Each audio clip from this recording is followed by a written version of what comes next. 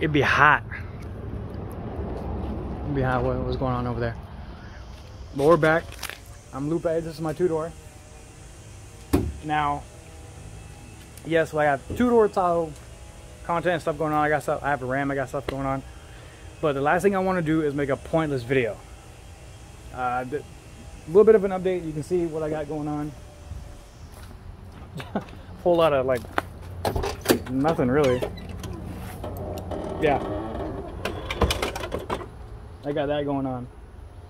Window regulator. I try to do the motor by itself, but typical GM stuff. Everything's riveted together. The new motor doesn't even fit inside the old housing for it, even if I drill everything out. So I'm just going to replace the entire regulator assembly with the motor instead of just the motor. So there's that. But the last thing I want to do is make a pointless video just for content purposes. You know, because I feel like any video that I want to put out, whether it be something that I have to say or a useful tip that I have for just working on cars in general, is something that I would like to make a video for. And then number two is just being in a good headspace, because I don't want to be groggy, grumpy, and pissed off and make a video in that mood, and you know, then just have you guys all groggy, grumpy, and pissed off about something. So there's a little bit about that. Really, the only big update that I've done on the thing is I've done a top post conversion from side post.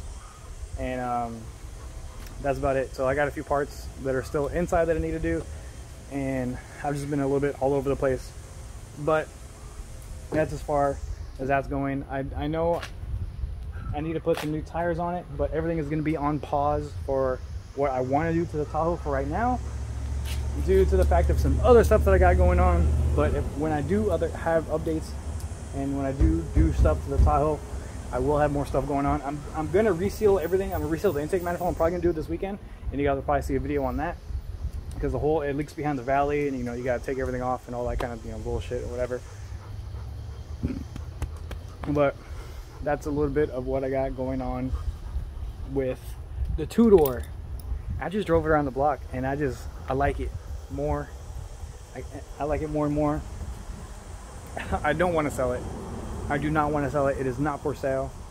And then what's crazy is that this goes back to, you know, making a point in this video. Is I saw a dude make a video. It says this old timer showed me a trick, and it was like a bolt or something. He made like a bolt shorter, and it was just a complete waste of time.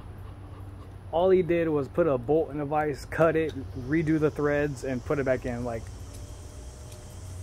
that was completely pointless. I'm not a YouTube comment person. I don't go and, you know, have all my poop reading materials from Instagram comments or YouTube comments on different videos. I watch stuff for what I want to watch it for, and then continue on with my life. But that video with the bolt, I'm like, okay, this was a waste of my time, because I thought, you know, I skimmed through it. I didn't watch the whole thing. And I'm like, what the hell? And everybody in the comments was like, dude, what the hell? You're wasting my time, this and that. This is pointless. Over 1 million views. Over a freaking 1 million views. But slowly and surely, we are bringing the two-door back. And then along with that, I'm almost at 800, which is really freaking awesome. And then on top of that, a lot of the feedback that I get on my comments, because I don't give a shit about anybody else's comments except your guys' comments. And I know I look a little beat up. Been in the gym all week. It's super positive feedback that I'm getting back from you guys. So that's good. There are a few little like naysayers and a few little like Karens that are in there, but I don't, my life goes on. I'm not gonna waste my time on that. But that's been, luckily, you know, it's a good thing that a lot of you have been super positive and reassuring, I guess, with the content that I bring. So the last thing I want to do is make a freaking 10-minute video on how to replace these freaking wipers, right? Or how to do the door handle. But I'll give you a 1 plus. I will give you 1 plus on my opinion on why these freaking door handles break all the time. Because every OBS car has broken door handles. And I think ow. I sat on something. I sat on my keys. I think I know why because here's the new one. No, actually this is a, yeah, this is a new one. And where they break, I got a whole bunch of stuff in the back. Where they break all the time, or at least what happened on mine, is that this right here actually broke. Because this handle is like, it's like metal. I don't know, it's not steel, but it's some type of hard casting of something. But I think the reason why these break all the time is because when you open the door, pull the handle, and then what happens? You just let it snap back. And then when you let it snap back, the actual handle itself is what becomes brittle and falls apart. Whew! Oh my god, 188,000? Yo, we out here. Just like right here.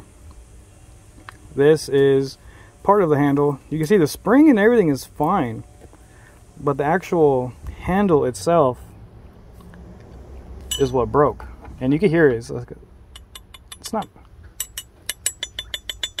I don't know what it is, but it's when you just let it spring back into place, and it, see that? See how that kind of goes right there? That is what actually, I think, just over time just causes it to break, because that's right there where the kind of the pivoting point, or the tension pivoting point, is right there on the door handle. So when you just pull it and just just let it go back and into place, I think that's what does it. Am I gonna do that with my new door handle? Probably. TBH, I'm probably gonna do the same thing. And yeah, so I got regulator, handles. Other than that, the Tahoe is pretty much ready to pass inspection. So it's been on the side forever because I got a whole bunch of other stuff I'm trying to focus on. And obviously, yes, this is a main focus for me too. And the more I can keep my kind of like side gigs going, the more I can keep this going. And that's it. Pass inspection, go register it, and that's it. The reason why you guys don't see me drive it on the street anymore is because in Texas, we were considered a state of emergency. We've been considered a state of emergency for over the past year because of the vid. So what the governor allowed was, well, to run it back, yeah, state of emergency. Then with the DMV offices went to appointment only, and it was appointment only to be backed up for months. Like when I first moved here, I was like, oh, let me get a Georgia, or let me transfer my Georgia to my Texas driver's license. And then I looked at it and I'm like, it says the next appointment is like in 7 months. I'm like, is that true? I'm like, ain't no way. Ain't no way. So then I called my insurance company and I was like, look, is this really how it is? Because if my license is going to expire, if it expires, do I still have insurance? They're like, you're completely fine, because given that you're in a state of emergency right now, technically we are allowing people with expired licenses to drive on the road legally. And that goes the same way with car registration. Now, this vehicle has not been registered since, it says right there on the door sticker, right there, October 2015. Oh my god, too much going on right there. So October 2015. Granted that now that he allowed that, this car actually, when you look up the title of the two-door Tahoe and what it comes up as two-door sport wagon. Is it a two-door coupe Tahoe, or is it a two-door wagon? Anyways, some people will probably say I got like ADHD with some of the stuff like I talk about like that. But if you know me, that's just how I am. Oh yeah, that Chick-fil-A be hitting right. So I can drive. You were able to drive with a expired registration, with a expired driver's license, not a suspended driver's license, but an expired one. So I was riding dirty for like good 8 months, 6 months, probably a good 6 months. I was riding dirty. It didn't matter. If a cop pulled you over, they don't know the rules, because you would take that ticket into the county court office or wherever you're gonna take it to, and then they would just pretty much just throw the ticket away. No points, no fines, no money, or nothing like that. Now, until I got reinstated.